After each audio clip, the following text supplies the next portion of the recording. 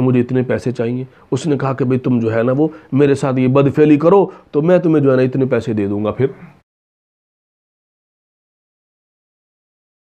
واقعہ یاد آ گیا. ترمذی شریف کے اندر کفل نامی ایک شخص تھا. کفل نامی. اللہ کا خوف ایسی چیز ہے، اللہ کا ڈر، اللہ کا خوف، اللہ سے ڈرنا.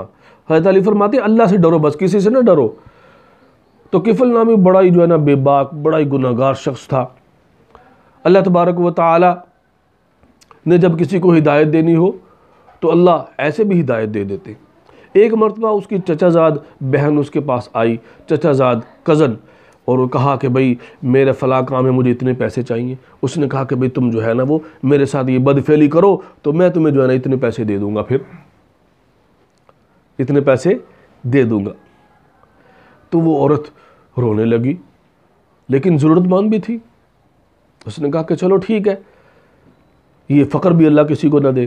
کاد الفقر ان یکون کفرا، یہ فقر فرمایا قریب ہے کہ کفر نہ بن جائے. خیر وہ راضی ہو گئی. جو وہ جب تنہائی کے اندر گیا اس سے برائی کرنے لگا تو وہ عورت کانپنے لگی، رونے لگی. تو کفل کے دل پر ایک چوٹ لگی. کہنے لگا کیا ہوا، تو کیوں رو رہی ہے، خود ہی تو راضی ہوئی ہے اور اب کانپ رہی ہے. تو اس نے کہا کہ میں نے آج تک یہ گناہ نہیں کیا، میں اپنے رب کو کیا جواب دوں گی، میں اپنے رب کو کیا جواب دوں گی. قیامت کے دن جب مجھے اللہ اپنے سامنے کھڑا کرے گا تو میں اپنے رب کو کیا جواب دوں گی.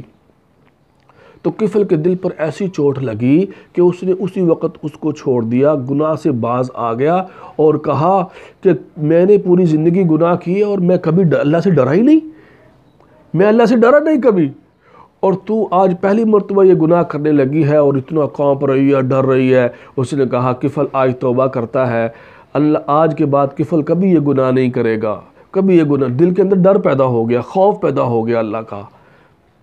تو جب خوف پیدا ہوا تو اس نے چھوڑ دیا، توبہ کی، اور اسی رات موت کا فرشتہ آ گیا اور وہ اللہ کو پیارا ہو گیا. اس کی موت آ گئی اور صبح اس کے دروازے پر لکھا ہوا تھا قد غفر اللہ الکفلا، اللہ نے کفل کو بخش دیا.